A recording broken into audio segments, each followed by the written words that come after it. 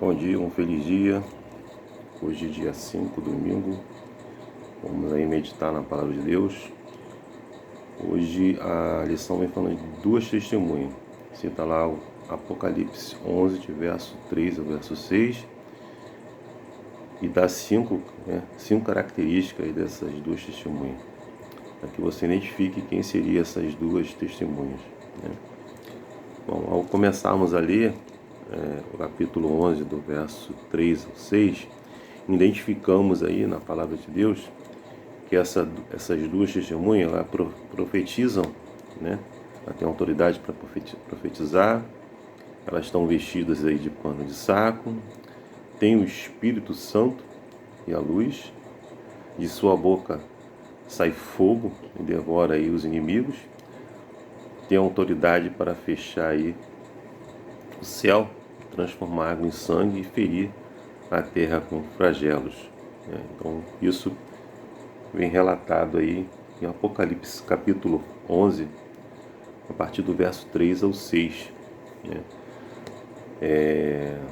Nós também vemos em Zacarias 4, verso 14, que diz que Zacarias é informado de que representam os dois ungidos que estão servindo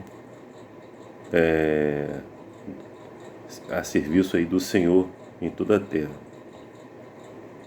Então, nós vemos que há um paralelo entre o capítulo 4 de Zacarias e também Apocalipse capítulo 11, né? A respeito dessas duas testemunhas, é isso?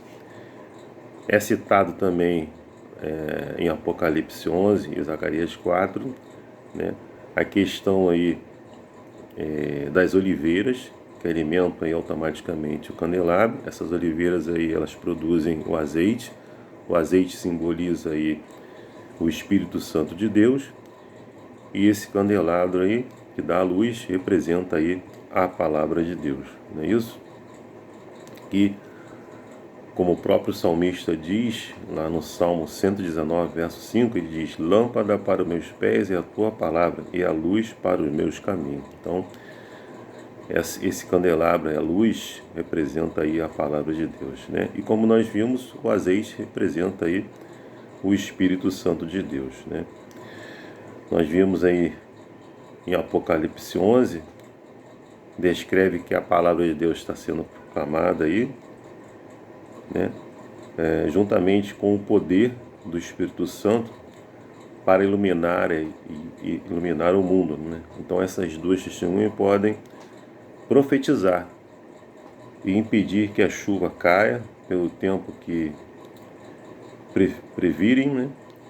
E pode também transformar água em sangue, como nós falamos, né?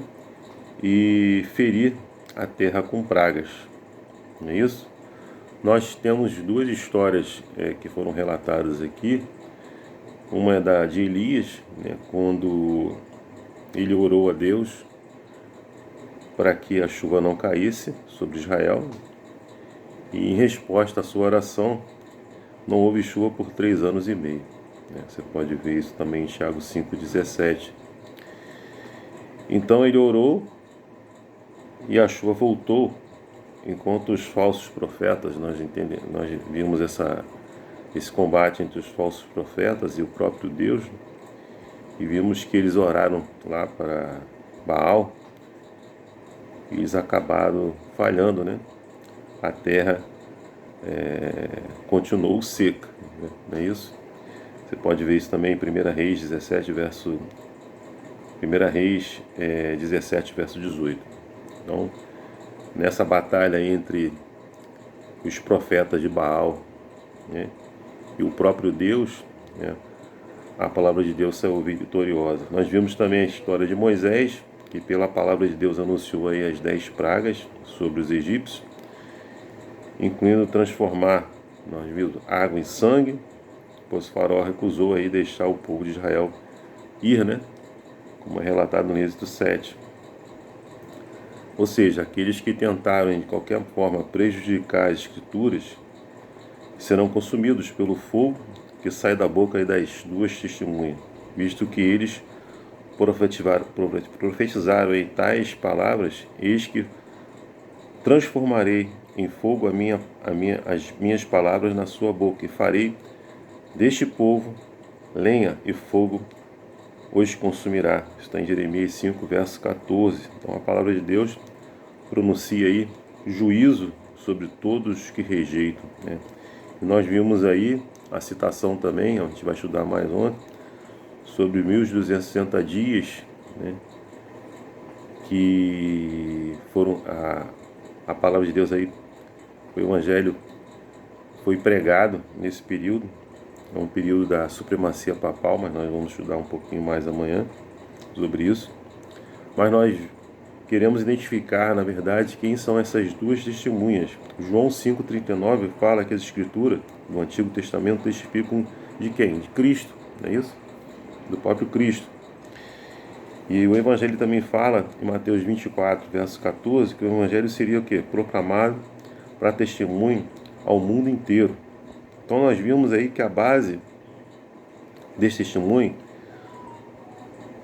é reverenciada no Antigo Testamento juntamente com o Novo Testamento. Então, um contempla o outro, não é isso?